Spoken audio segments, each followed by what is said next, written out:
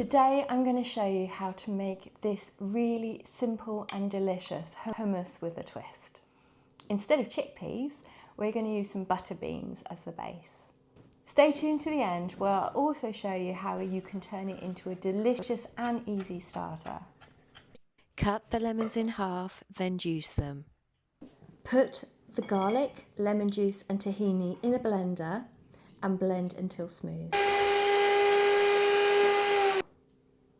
Then add your butter beans, oil and blend again.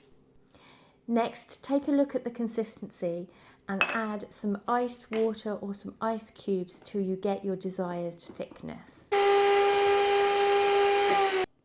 So now you've blended it with all the ingredients inside, it's now time to just do like a little taste test to see if you need anything extra, like a little bit more salt or a little bit more lemon juice for your tastes. And here is how you can make it into a stress-free, fabulous starter. Loaded butterbean hummus. Choose a selection of different colourful salad ingredients and herbs. So when you're ready to serve, plate the hummus and then put the veg on top, either in a ring or circle or half circle. This is your chance to be creative.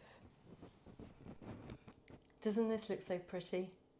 I can't wait to taste it.